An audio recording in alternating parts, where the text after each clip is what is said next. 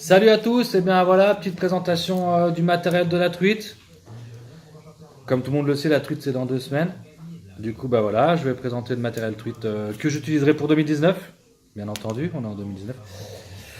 Et je vais faire une petite présentation aujourd'hui vite fait, et puis voilà, quoi, on verra bien. Alors, du coup, je vous présente la bête, le fleuret. Je vais pêcher avec cette canne de chez Molix. 2,13 m, 1,8 g, 7 grammes. J'ai déjà pêché avec l'année dernière. Une belle canne bien finie, je sais pas si vous arrivez à voir. Belle canne bien finie de chez Molix. Ça tourne, c'est pas excessivement cher. Ça vaut dans les 130 euros. Ouais, 130 euros on dit. Voilà quoi. Là elle est rangée. Avec dessus j'ai mis un nylon de chez Pan. Non, pardon, j'ai des bêtises.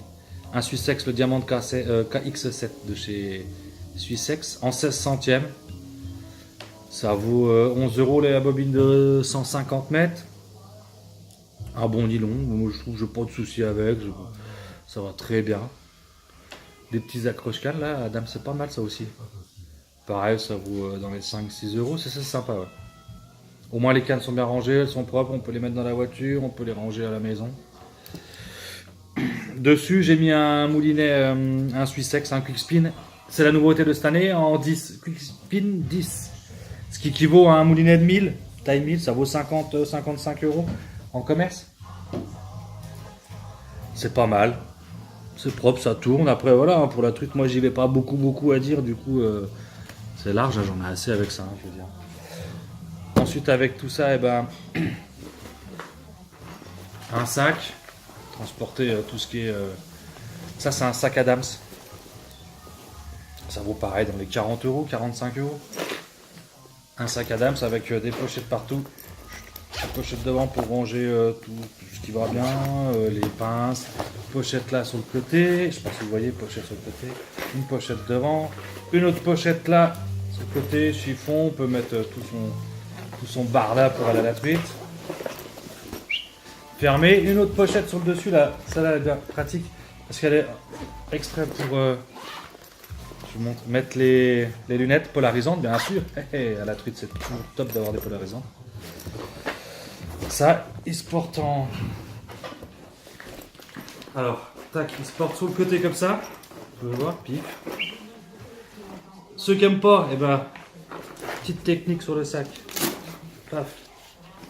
Tac, il se porte en sac banane. Bim bam boum. On le met en sac banane ou en maintien en plus. Paf.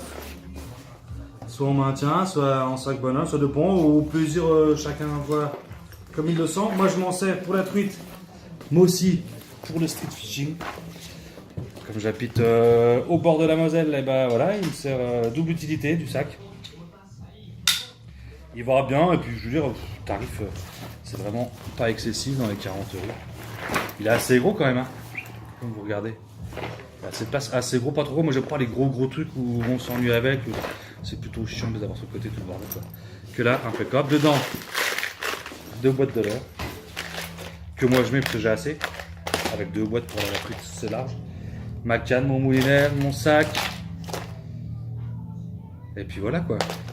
Par contre, demain, je vais vous présenter les leurres que j'ai. Pour la truite bien sûr, mais là avec ça... J'ai une boîte que je me sers où il n'y a que mes cuillères dedans, ou tout ce qui est ferraille, tout ça. Micro spinner, cuillère, que je vous présenterai demain.